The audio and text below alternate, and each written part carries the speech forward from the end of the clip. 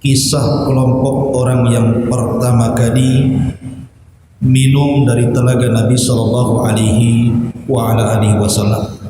Ma'asyiral muslimin yang dimuliakan Allah Subhanahu wa taala. Di dalam Al-Qur'anul Karim, tepatnya di surah-surah pendek dalam Al-Qur'an, ada 3 surat pendek yang bicara tentang pribadi Nabi sallallahu alaihi wasallam. Pertama surah Alam Nashrah Laka Sadrak. Kemudian bicara tentang pribadi Rasul. Yang kedua adalah surah Ad-Duha. Dan yang ketiga surah Al-Kautsar. 3 surat ini bicara tentang Rasul sallallahu alaihi wasallam. Dalam suratul Kautsar Allah Subhanahu wa taala berfirman, "Inna a'tayna kal kautsar." Sesungguhnya kami wahai Muhammad telah memberikan kepadamu Al-Kautsar, kenikmatan yang banyak. Dan para ahli tafsir mengatakan bahwa yang dimaksud Al-Kautsar, kenikmatan yang banyak, di sini artinya telaga yang akan diberikan kepada Nabi sallallahu alaihi wasallam yang namanya Al-Kautsar. Dan setiap nabi itu diberikan telaga. Dan itu berdasarkan hadis Nabi sallallahu alaihi wasallam, likullin nabi haudun. Setiap nabi itu diberikan telaga. Dan telaga yang paling besar dan paling mulia adalah telaga yang diberikan Allah kepada Rasulnya. Dan nama telaga itu disebut Al-Kautsar. Adapun letak telaga Al-Kautsar ada di sorga, cuman alirannya sampai ke padang mahsyar. Sebagian ulama mengatakan bahwa ketika manusia dikumpulkan di padang mahsyar, saat mereka dibangkitkan dalam tiupan yang kedua Israfil, dan itu hari kebangkitan, maka manusia akan dihadapkan dengan peristiwa-peristiwa yang melelahkan. Mulai daripada berdiri di padang mahsyar, kemudian ada proses hisab, kemudian proses pengambilan catatan, dan proses-proses yang lainnya, sehingga membutuhkan badan yang kuat. Karena kala itu matahari didekatkan 1 mil di atas kepala, sehingga manusia akan kehausan. Maka sebelum peristiwa-peristiwa itu terjadi, maka setiap para nabi akan menunggu umatnya di masing-masing telaganya, termasuk Nabi sallallahu alaihi wasallam. Maka umat Nabi sallallahu alaihi wasallam akan datang ke telaga Rasul, kemudian akan minum dari telaga itu. Dan Rasul sallallahu alaihi wasallam menggambarkan, man syariba minha lam yadma abada. Barang siapa yang minum dari telaga itu, maka dia tidak akan haus selamanya, walaupun matahari di atas kepala. Artinya ini kenikmatan yang luar biasa. Di antara umat Nabi sallallahu alaihi wasallam yang pertama kali minum, dijelaskan dalam hadis Nabi sallallahu alaihi wasallam, mereka adalah ahlul Yaman, orang-orang Yaman. Mereka adalah orang yang pertama kali minum dari telaga Nabi sallallahu alaihi wasallam. Nanti kita akan jelaskan siapa ahlul Yaman. Kenapa mereka mesti yang pertama kali minum? Bukankah orang-orang yang mengikuti agama Rasul dari berbagai macam daerah dan negara? Kita lihat hari ini Islam menyebar di mana-mana. Tapi kenapa pula ahlul Yaman, penduduk Yaman yang pertama kali minum dari telaga Rasul? Ma'asyiral muslimin yang dimuliakan Allah Azza wa Jalla. Dan itu berdasarkan hadis Imam Muslim, di mana Nabi sallallahu alaihi wasallam bersabda, "Inni labi uqri haudi adudun nasa li ahli al-Yaman adribu bi asaya hatta yarfad alaihim." Kata Nabi sallallahu alaihi wasallam, sesungguhnya aku akan berdiri di dekat telaga.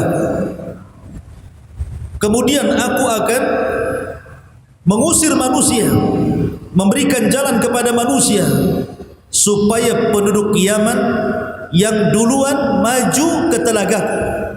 Kemudian mereka orang yang pertama kali minum dari telaga. Kata Imam Nawawi rahimahullahu taala ketika mensyarah hadis ini, beliau mengatakan hadhihi karamatu li ahli Yaman. Ini bentuk kemuliaan bagi penduduk Yaman.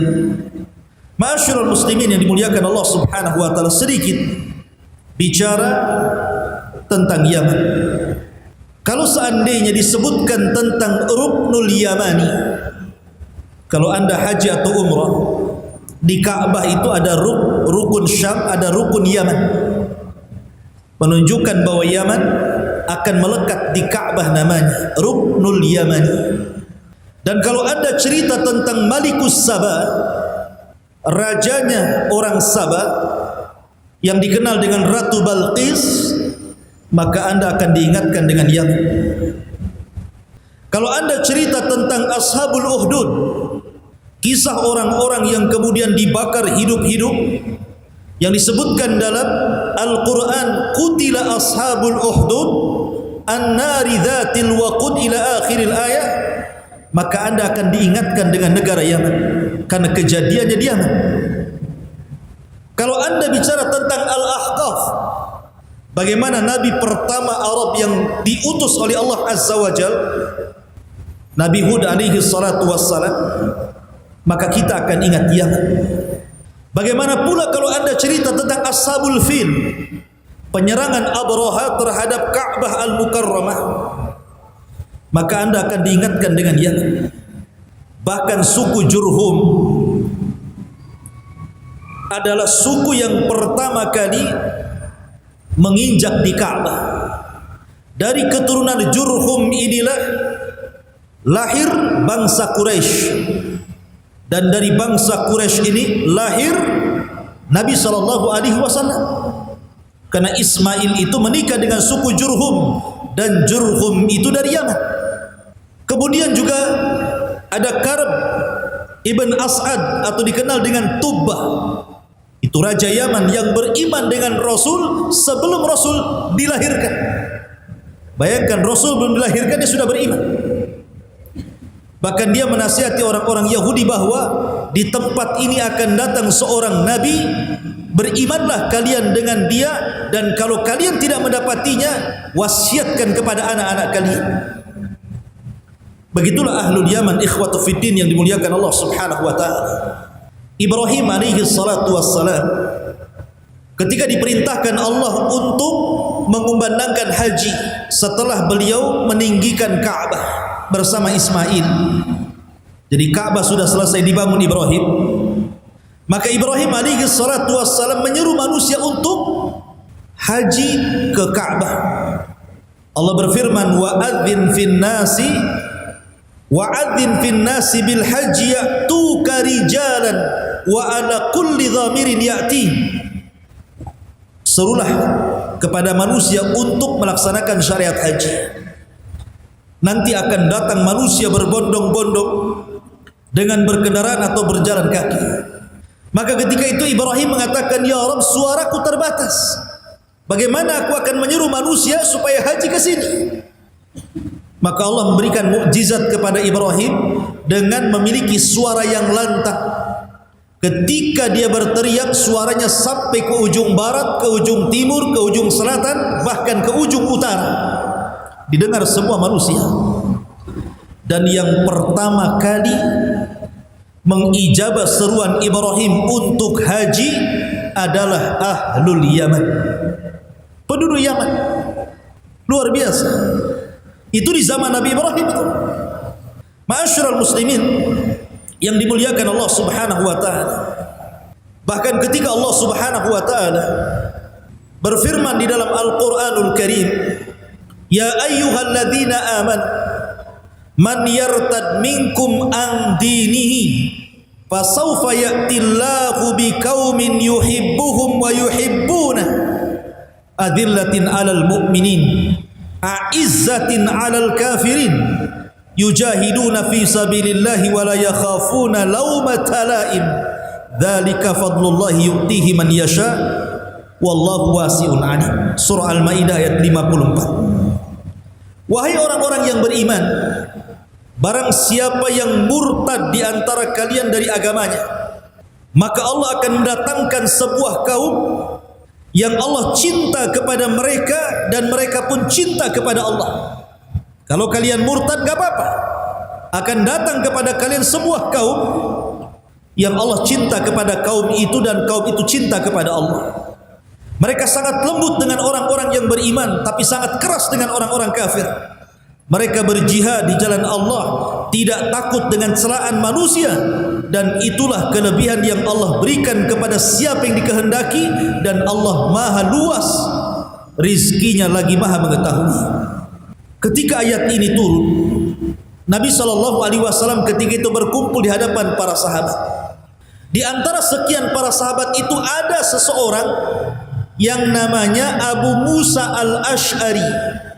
Dan Abu Musa Al-Ash'ari itu orang Yaman, kabilahnya disebut Ash'ariyun. Maka Nabi SAW mengisyaratkan bahwa ayat ini, kata Nabi SAW, ayat ini diberikan kepada kaumnya orang ini. Maksudnya kaumnya Abu Musa Al-Ash'ari, orang Yaman. Jadi kalau seandainya kalian orang-orang Mekah murtad dari agama kalian, tidak ada masalah. Akan datang orang-orang Yaman, seolah-olah Rasul mengatakan seperti itu, yang akan menggantikan kalian. Allah cinta dengan mereka dan mereka cinta dengan Allah. Dan ketika turun surah Idza Jaa Nasrullahi wal Fath wa ra'aitan nas yadkhuluna fi dinillahi afwaja fasabbih bihamdi rabbika wastaghfir. Apabila datang pertolongan dalam peperangan dan juga pembebasan kota Mekah, engkau lihat manusia berduyun-duyun, berbondong-bondong datang masuk ke agama Rasul. Kata Nabi SAW, mereka adalah ahlul Yaman, orang yang pertama kali datang kepada Rasul untuk mengislamkan diri-diri mereka. Kabilah demi kabilah didahului oleh ahlul Yaman sebelum kabilah-kabilah Arab yang lainnya. Dari sini ma'asyiral muslimin yang dimuliakan Allah Azza wa Jalla, wajar kalau Rasul mengatakan atakum ahlul Yaman hum araqqu quluban al-imanu yamanin al-fiqhu yamanin al-hikmatu yamaniyah. Kata Rasul, telah datang kepada kalian penduduk Yaman, hati mereka lembut, iman ada di Yaman, kecerdasan ada di Yaman, dan hikmah kelembutan itu ada di Yaman. Makanya orang Yaman mudah untuk masuk Islam di zaman Nabi SAW. Baik, kita akan cerita kenapa Nabi SAW mengatakan kepada kita tentang orang yang pertama kali meminum dari telaga Rasul adalah penduduk Yaman. Diisyaratkan kepada siapa? Diisyaratkan kepada dua kabilah Yaman. Pertama Khazraj dan yang kedua Aus. Dua kabilah Khazraj dan Aus. Siapa Khazraj dan Aus ini? Dahulu ketika Yaman, jauh sebelum Nabi SAW dilahirkan, terjadi musibah besar dengan pecahnya sebuah bendungan yang ada di Ma'rib, yang disebut dengan Saddu Ma'rib namanya. Kebetulan saya pernah belajar di Ma'rib, jadi tahu bendungannya itu. Jadi bendungan itu pernah hancur. Terjadilah banjir bandang yang besar, akhirnya meluluntakkan hampir daerah-daerah, desa-desa, bahkan seluruh pertanian, seluruh rumah-rumah hancur lebur, sehingga banyak orang yang meninggal. Lah orang-orang yang selamat, akhirnya mereka kelaparan. Mereka harus mencari tempat baru untuk penghidupan mereka. Dari situlah maka datanglah dua kabilah.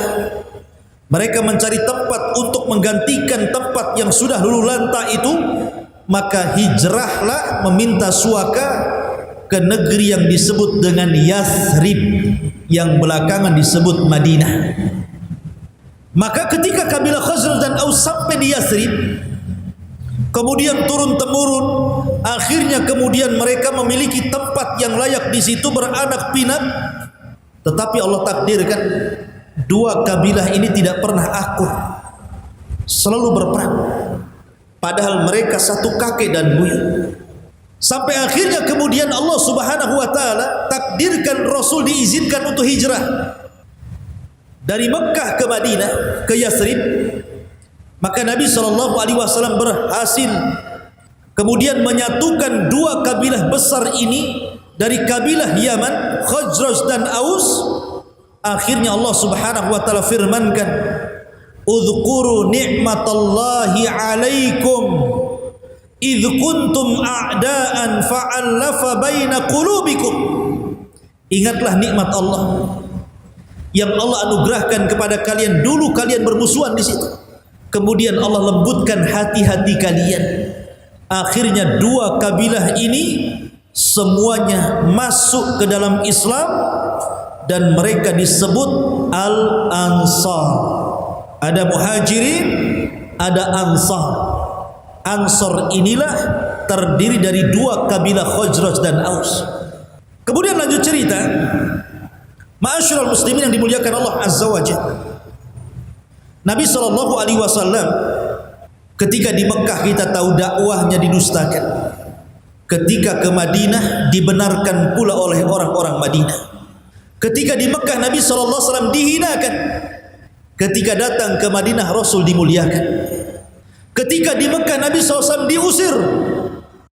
Ketika datang ke Madinah Nabi SAW justru dilindungi, disayangi, dan berusaha untuk dibela dan ditolong. Ketika Nabi SAW sudah banyak melakukan peperangan dan banyak dimenangkan kaum muslimin, bahkan Allah Subhanahu wa taala firmankan, "Idza jaa nasrullahi wal fath." Apabila datang pertolongan Allah di berbagai macam peperangan, terutama di Badar, wal fath, dan juga pembebasan kota Mekah, ketika itu manusia sudah banyak masuk Islam. Disitulah Nabi SAW di puncak karirnya seorang Nabi, berhasil mengislamkan ribuan manusia. Hanya tempo sesingkat-singkatnya, karena usia dakwah Rasul itu hanya 23 tahun saja. 13 tahun di kota Mekah dan 10 tahun di kota Madinah. Ketika Nabi SAW kemudian hendak menyerang sebuah kabilah namanya Hawazin, maka Nabi SAW mempersiapkan pasukan yang sangat besar. Biasanya Nabi SAW kalau perang itu pasukannya lebih sedikit dibandingkan pasukan musuh, karena kekuatan itu bukan di banyak pasukan, tapi kekuatan itu karena keimanan dan ketakwaan. Makanya Allah mengatakan, "Kam min fi'atin qalilatin ghalabat fi'atan katsiratan biidznillah." Berapa banyak kelompok yang kecil mampu mengalahkan kelompok yang besar, semua karena izin Allah Subhanahu wa taala. Tapi dalam perang ini melawan Hawazin ini, yang disebut dalam sejarah dengan perang Hunain, justru pasukan Rasul jauh lebih banyak dibandingkan pasukan Hawazin.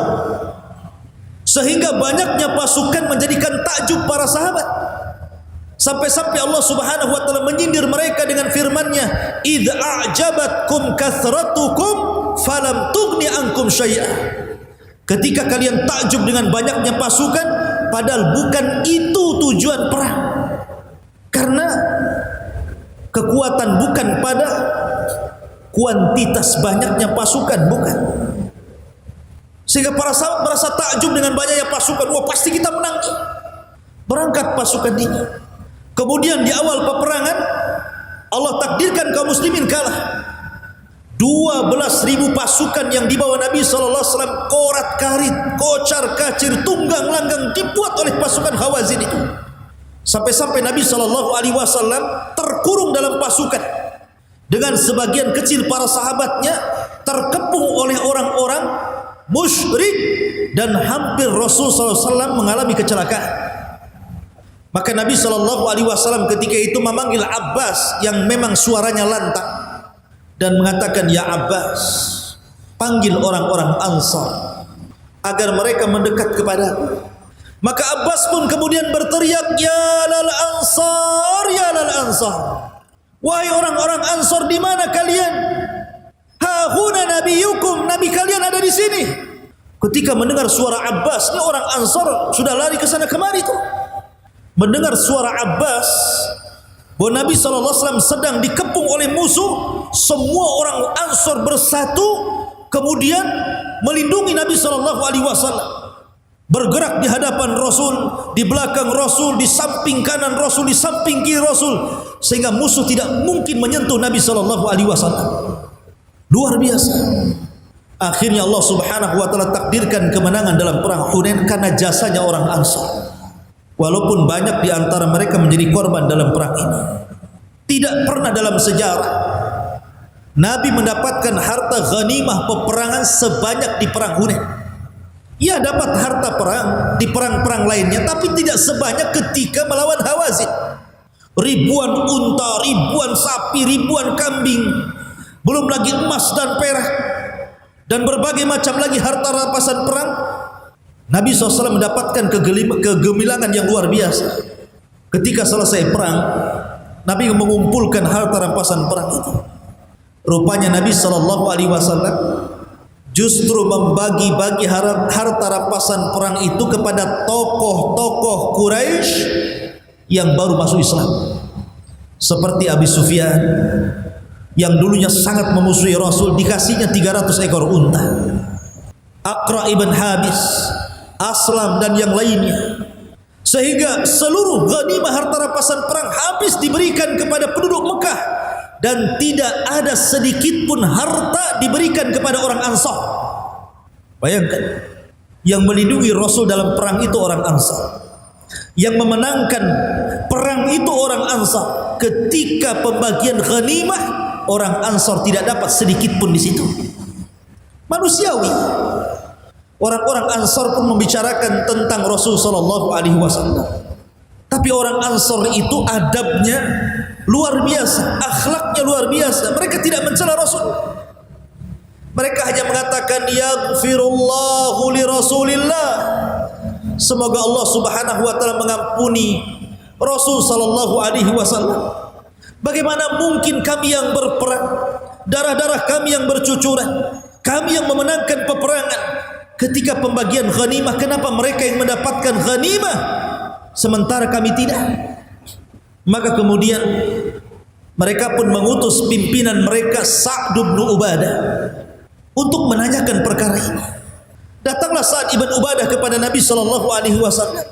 Kemudian mengatakan, "Ya Rasulullah, mungkin telah sampai kabar kepadamu apa yang dirasakan oleh kaumku Ansar." Maka kemudian kata Nabi SAW kepada Sa'd ibn Ubadah, "Ya Sa'd, aina anta min qaumika?" Kalau begitu bagaimana pendapatmu tentang kaummu, orang-orang Ansar itu? Maka Sa'd bin Ubadah mengatakan, "Ya Rasulullah, innama ana illa mru'un min qaumi." Sesungguhnya saya ini sama dengan kaumku Rasul. Maka Nabi SAW mengatakan, kalau begitu kumpulkan orang-orang Ansar, jangan libatkan Muhajirin. Saya ingin bicara dengan mereka. Lihat, Nabi SAW bukan pemimpin yang diktator. Nabi SAW ingin mengetahui ada masalah apa sebenarnya, apa yang salah dengan dia. Bukankah tidak ada orang yang lebih adil dibandingkan Nabi SAW? Makanya ketika datang seorang yang menjadi cikal bakal Khawarij, Dzul Khuwaisirah, dan mengatakan, "I'dil ya Muhammad, adilah kau dalam berbagi wahai Muhammad." Maka Rasul mengatakan, "Illam adil faman ya'dil." Kalau aku tidak adil, siapa yang lebih adil dari aku? Maka dikumpulkan orang-orang Ansar. Kemudian Nabi SAW mengatakan, "Ya lal Ansar, ya ma'syaral Ansar, balagatni maqalatun balagatni ankum, wajidatun wajadtumuha fi anfusikum." Wahai orang-orang Ansar, telah sampai berita ke telingaku, telah sampai kabar kepada diriku tentang apa yang kalian bicarakan di belakang kalian tentang diriku. Kemudian Nabi SAW mengatakan di hadapan orang Ansar, seolah-olah Rasul mengatakan, salah kalau seandainya saya bagikan harta ini kepada mereka. Kemudian Nabi SAW mengatakan, alam atikum dhullalan fahadakumullah wa alatan fa'agnakumullah wa a'daan fa'allafallahu baina qulubikum. Wahai Ansar, dengarkan. Dulu kalian sesat, dulu kalian tersesat.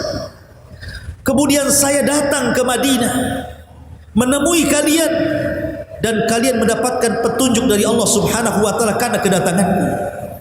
Kemudian kata Rasul, dulu kalian susah, miskin. Kemudian dengan kedatanganku kalian menjadi kaya. Dulu kalian berpecah belah antara Khazraj dan Aus. Kemudian aku datang kepada kalian, kudamaikan kalian. Sekarang kalian bersatu dan saling menyayangi. Kemudian orang-orang Ansar mendengarkan perkataan Rasul. Mereka hanya mengatakan, qalu balillahu wa rasuluhu al-minnatu wal fadl. Bahkan Allah dan Rasulnya segala al-minnah wal fadl, keistimewaan dan keutamaan. Mereka tidak membantah sedikit pun. Kemudian Nabi SAW mengatakan, ya ma'syaral ansar ajibuni, wahai ma'syaral ansar, jawablah pertanyaanku. Jawab sekarang. Bukankah dulu kalian tersesat kemudian dapat hidayah karenaku? Bukankah kalian dulu miskin kemudian kalian kaya karenaku? Bukankah dulu kalian bermusuhan kemudian kalian bersatu karenaku? Jawablah wahai orang-orang Ansar. Akhirnya orang Ansar hanya tertunduk.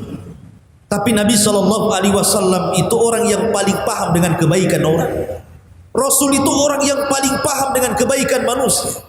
Dan Rasul orang yang membalas setiap kebaikan manusia. Dan harusnya kita seperti itu.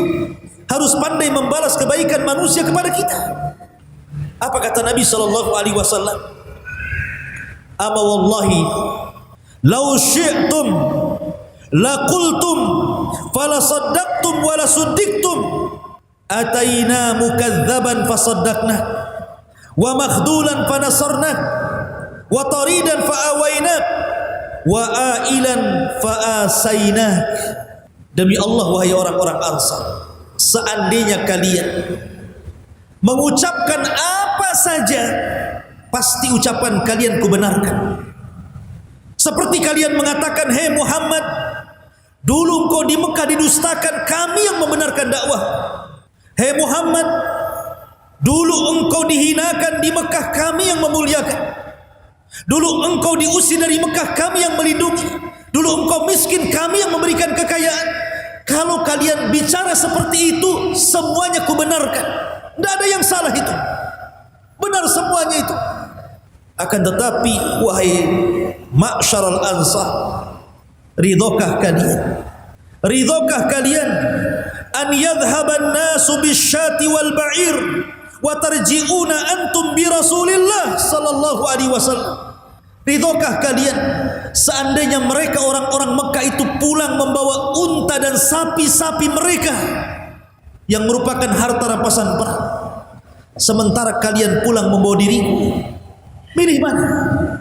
Milih kalian pulang membawa unta dan kambing-kambing sebagai harta rampasan perang, ataukah kalian pulang membawa diriku? Maka mendengar perkataan itu orang-orang Ansar hanya tertunduk lesu, kemudian mereka pun menangis dan mereka menyesal dengan kata-kata mereka. Maka Nabi SAW mengatakan, fawalladhi nafsi Muhammadin biyadi laulal hijratu lakuntum ra'am minal ansar walau salakan nasu syi'ban wa salakatil ansaru syi'ban la salaktu syi'bal ansar. Kata Nabi SAW, demi zat yang jiwa Muhammad berada di tangannya, kalaulah bukan karena hijrah, tentu aku bukan bagian dari Ansar. Seandainya manusia berjalan di sebuah lembah, kemudian orang-orang Ansar berjalan di lembah yang lain, maka yang aku ikuti adalah lembahnya orang-orang Ansar.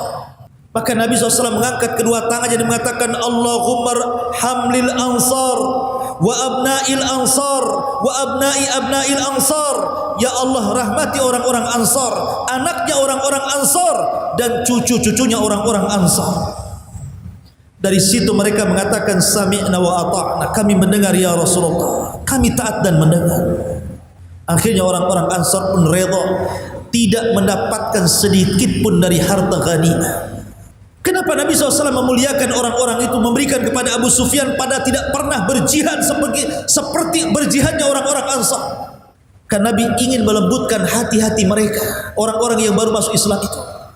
Diberikan kelebihan harta ghanimah supaya mereka kokoh Islamnya, karena mereka bagian daripada mu'allafatu qulubuhum, yang dilembutkan hatinya.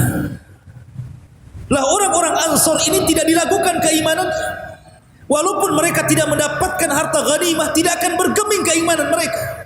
Karena orang-orang Ansar itu diberikan dua sifat yang tidak diberikan kepada selain orang-orang Ansar, ikhwan. Pertama, sakhawatu nafsi. Orang Ansar itu diberikan sakhawah, kemurahan hati. Lihat ketika orang-orang Mekah hijrah ke Madinah, kemudian dipersaudarakan oleh Nabi SAW, seperti kisahnya Abdurrahman bin Auf dengan Sa'd bin Rabi. Kata Sa'd bin Rabi, "Ya Abdurrahman, aku memiliki dua kebun, ambil salah satunya. Aku memiliki dua rumah, ambil salah satunya. Aku memiliki 3 istri, lihat mana yang paling cantik. Ku ceraikan dia, tunggu masa idahnya, kau nikah dengan dia." Dan itu bukan hanya satu sikap mereka, tapi hampir semua orang-orang Ansar seperti itu. Karena orang Ansar itu diberikan sakhawatu nafsi, mudah untuk memberi, murah hati orangnya. Kemudian yang kedua, orang-orang Ansar ini ikhwatu fiddin, salamatu suduri, diberikan oleh Allah keselamatan hati. Tidak ada kedengkian sedikit pun sesama mereka, bahkan kepada orang-orang muhajirin sekalipun. Makanya Allah Subhanahu wa taala berfirman, wala yajiduna fi sudurihim hajatan mimma utu wa yu'thiruna ala anfusihim walau kana bihim khasasah. Dan tidak ada dalam hati mereka sedikit pun perasaan menyesal apa yang mereka berikan kepada orang-orang muhajirin. Bahkan mereka lebih mendahulukan orang lain walaupun mereka susah. Itulah cirinya orang Ansar. Makanya wajar kalau orang-orang Ansar, mereka orang yang paling kuat imannya. Kalau kita melihat sejarah, kekhilafahan Khulafaur Rasyidin semua dipegang oleh orang-orang Mekah, orang-orang muhajirin. Nabi SAW orang Mekah. Meninggal Nabi SAW dipimpin oleh Abu Bakar, orang Mekah. Kemudian Abu Bakar meninggal dipimpin oleh Umar, orang Mekah muhajirin. Umar meninggal dipimpin oleh Ali, oleh Utsman, orang Mekah muhajirin. Utsman meninggal dipimpin Ali, juga orang-orang muhajirin. Ali meninggal dipimpin Husain, orang Mekah. Husain meninggal dipimpin Muawiyah bin Abi Sufyan, raja pertama yang mengasas daulah Umayyah, dan mereka orang-orang muhajirin.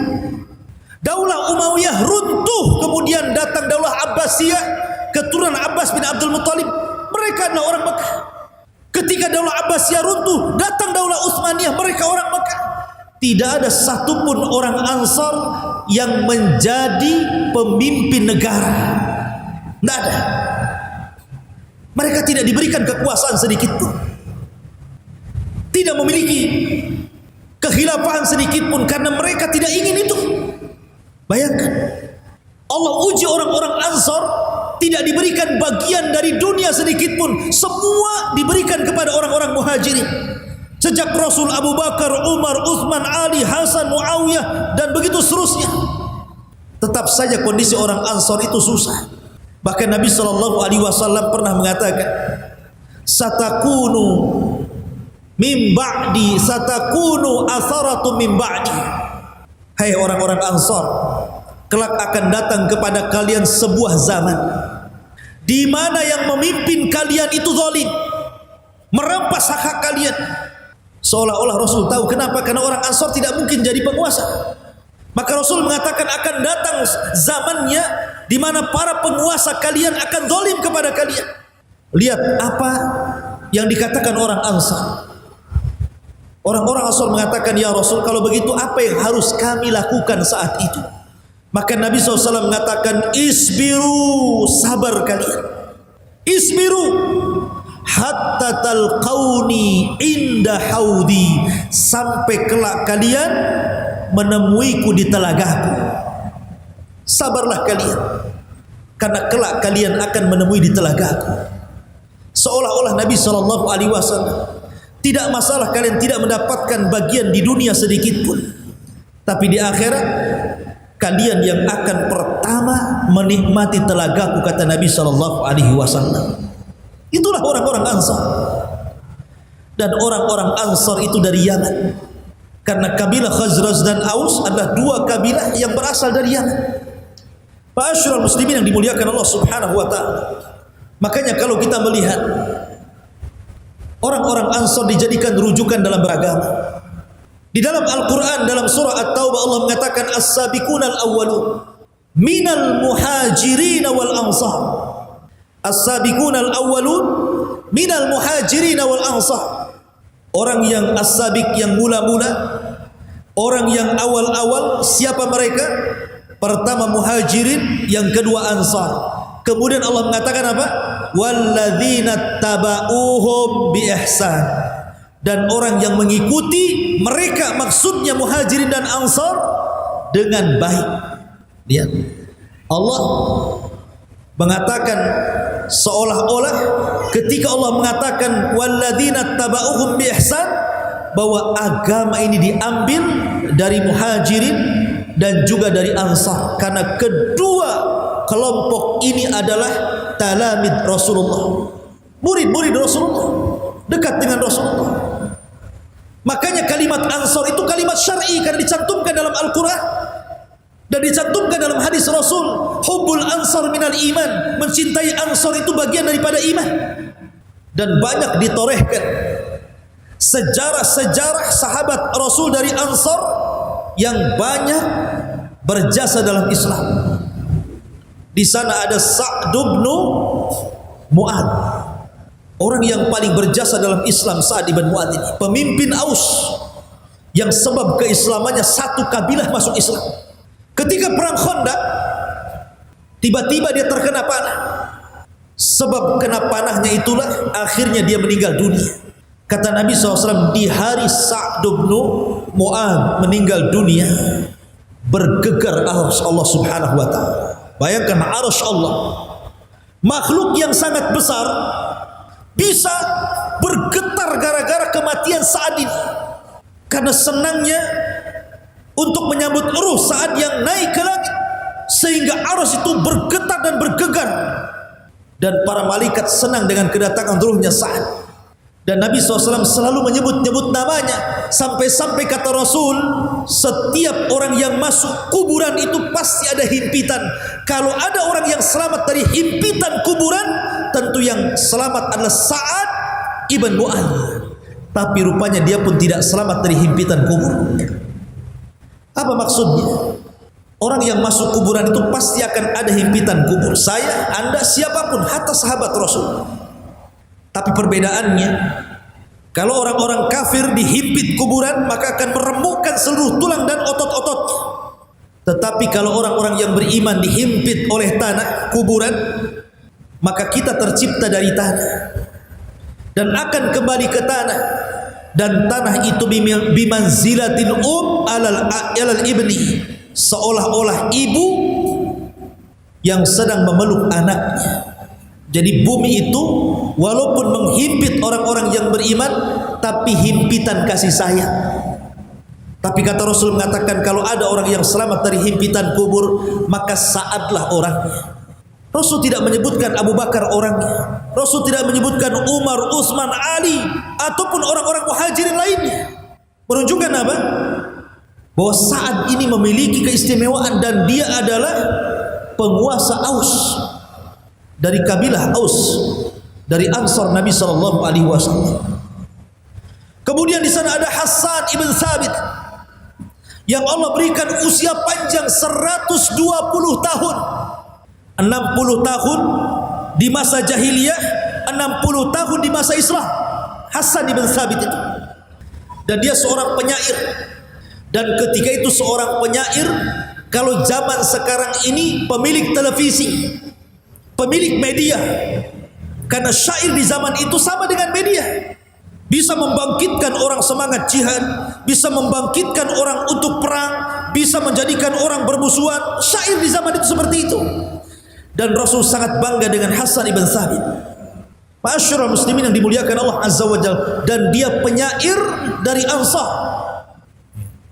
Kemudian di sana ada Ubay ibn Ka'ab. Siapa yang tidak kenal Ubay bin Ka'ab? Allah anugerahkan Al-Quran di dadanya. Sampai-sampai Rasul pernah mengatakan, ya Ubay, innallaha amarani an aqra alaika surah lam yakunil ladzina kafar. Wahai Ubay, Allah telah perintahkan aku untuk membacakan kepadamu surat lam yakunil ladzina kafar. Makanya Ubay dikatakan Rasul, ambillah Al-Quran dari 4 orang. Pertama Abdullah bin Mas'ud atau Ibnu Umi Abdin, yang kedua Ubay ibn Ka'ab. Rasul menyebutkan Ubay ibn Ka'ab, ambil Quran dari dia. Makanya ketika di masa Umar bin Khattab radhiyallahu an menghidupkan tarawih 1 bulan di masjid, yang menjadi imamnya adalah Ubay ibn Ka'ab. Subhanallah. Di sana ada Zaid ibn Thabit, anak kecil tapi punya kecerdasan orang Ansar. Karena memiliki kecerdasan, maka Nabi SAW mengambil Zaid ibn Thabit untuk menjadi sekretarisnya. Dan dia mampu menghafal bahasa-bahasa di luar dari bahasa Arab. Bahkan ketika Rasul mengatakan, ya Zaid, pelajari bahasa Yahudi, tidak sampai 1 bulan dia sanggup bicara bahasa Yahudi. Zaid ibn Thabit dari Ansar. Ma'asyiral muslimin yang dimuliakan Allah Azza wa Jalla. Di sana ada Abdullah ibn Haram, orang yang sudah tua tetapi semangat jihadnya luar biasa. Dan banyak lagi ikhwatu fiddin, sahabat-sahabat Ansar yang menorehkan sebuah jasa besar dalam Islam. Wajar kalau seandainya Nabi SAW mengatakan bahwa mereka adalah orang yang pertama kali minum dari telaga Rasul SAW. Mereka ahlul Yaman. Dari sini ma'asyiral muslimin, kita tahu bahwa pentingnya kita mengenal sejarah supaya kita bisa memuliakan para sahabat Nabi SAW. Karena mencintai para sahabat Rasul adalah bagian daripada ibadah. Karena Rasul yang mengatakan, jangan kau celah sahabatku. Seandainya kamu memiliki emas sebesar Uhud sekalipun, tidak sanggup mencapai seperti yang didapati para sahabat walaupun separuh telapak tangan kalian sekalipun. Artinya bahwa para sahabatlah generasi terbaik. Kalau bukan karena Allah kemudian mereka, tentu kita tidak pernah mengenal solat. Tentu kita tidak mungkin mengaji pada hari ini. Tentu kita tidak mengenal syariat zakat, syariat puasa, syariat haji. Karena wasilah agama ini dari Nabi SAW lewat mereka, perantara para sahabat Nabi SAW. Salah satunya orang-orang Ansar.